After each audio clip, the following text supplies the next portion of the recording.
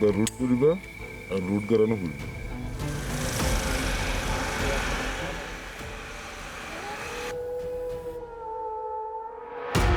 কোন পথে ঢুকছে অস্ত্র, কিভাবে হচ্ছে হাত বদল, এসব জানতে স্টার নিউজের স্থানীয় প্রতিনিধিকে নিয়ে একটি চক্রের অবস্থান জানার চেষ্টা করি আমরা। কথা হয় এক সোর্সের সাথে। আসসালামু আলাইকুম ভাই, ওই যে আপনি আসতে বলেছিলেন, আমরা তো ওখানে চলে এসেছি। একটা ইনফরমেশন হয়তো প্রশাসন জেনে গেছে, যার কারণে এরা চলে গেছে। আপনারা চলে যান, এরা অ্যালার্ট হয়ে গেছে।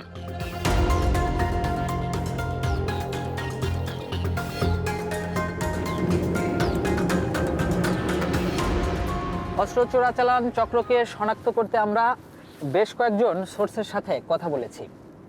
এই সোর্স থেকেও সাড়া মিলল না, তবে আমরা হাল ছাড়িনি।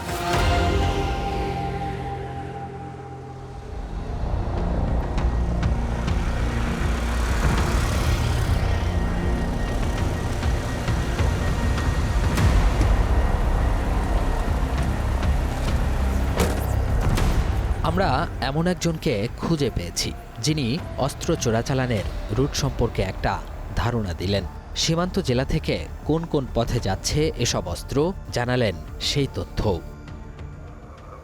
এটা হচ্ছে গুরুত্বন আমার বাইশারিত্বন, এরপরে নাইকন চরিত্র, ফুল চরিত্র, সোনাই চরিত্র এবং বালু চরিত্র আমার মায়ানমারত্বন আইয়ের রোহিঙ্গা কলর হাতত আইয়ে G3, G4 এবং ওই চাইনা অস্ট্রেলিয়ান বর্মাত্ম ফারাইয়ের বিভিন্ন জায়গার মাঝে প্রচার করে তারা। আমার ডাহা যায়, চিটাং যায়, রাঙ্গুনিয়া যায়, এরপর আমার মুশকালি বিভিন্ন জায়গায় যায়, বাংলাদেশের বিভিন্ন জায়গার মাঝে তারা প্রচার করে আর কি।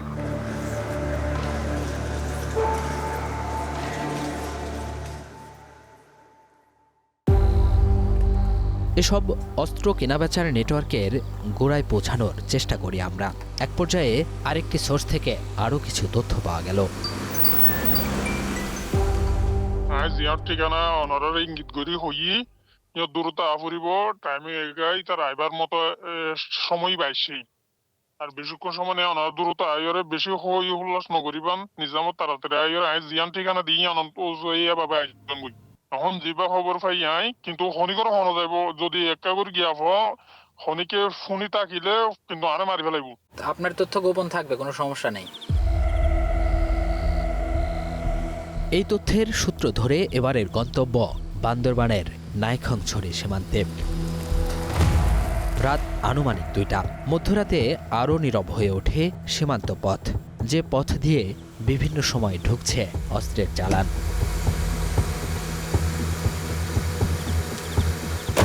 সোর্সের মাধ্যমে আমরা সেই চক্রের সাথে যোগাযোগ করি। কী ধরনের অস্ত্রগুলি কেনাবেচা হয় সেটি জানতে চাই আমরা। আইনশৃঙ্খলা বাহিনীকে না জানানোর শর্তে চোরাচালানের তথ্য দিতে রাজি হন তারা।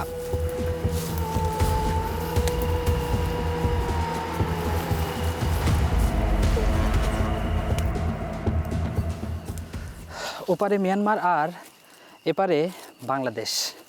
খানিকক্ষণ হাঁটলে আমরা সেই পথে পৌঁছাবো। তথ্য রয়েছে ওই পথ দিয়ে আসবে অস্ত্রের চালান।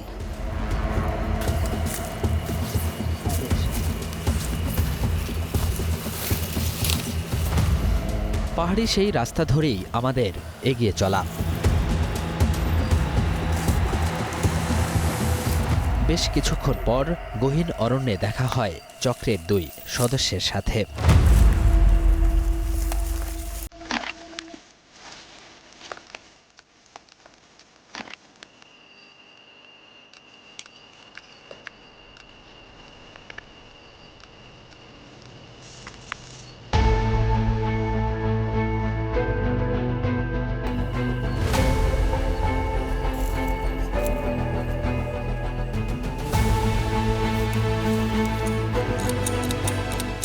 অস্ত্রগুলো কি ধরনের?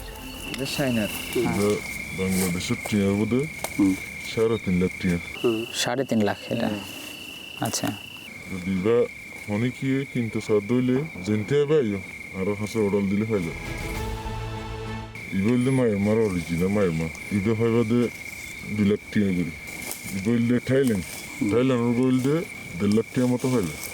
আইয়ে বর্মাতো ইন্ডিয়ান মাল আছে থাইল্যান্ডের মাল আছে বর্মা মালের শুধু মগবাগি আছে মগবাগি নতো ইদ্দি মালি ইটার আছে বোর্ড দিলা অস্ত্র ব্যবহার করবো ইটার আর কিনি এরে মানুষের দিয়ে মানুষ দিয়ে কিনি এরা আনাই দিয়ে দিয়া এটা কোন দেশে এটা?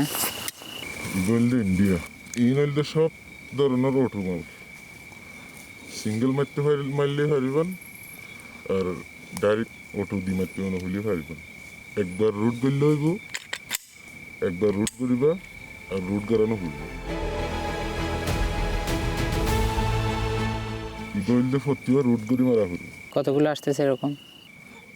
বট আইয়ে বড় আইয়ে ছোট আইয়ে লম্বা যে এরকম জেন দিলা চা এনলে হয় জানা গেল মিয়ানমার সীমান্তের বেশ কয়েকটি পয়েন্ট দিয়ে ঢুকছে অস্ত্র। সীমান্তে কড়াকড়ি থাকায় আরও গোপনে কাজ করছে চক্রগুলো। মিয়ানমারের কোন কোন সীমান্ত দিয়ে ঢুকতেছে? এই যে গিয়ার থেকে বালুর থেকে তারপরে ওই যে নাইকনসুর থেকে অনেক জায়গাতে আসে কিভাবে আসে কিভাবে?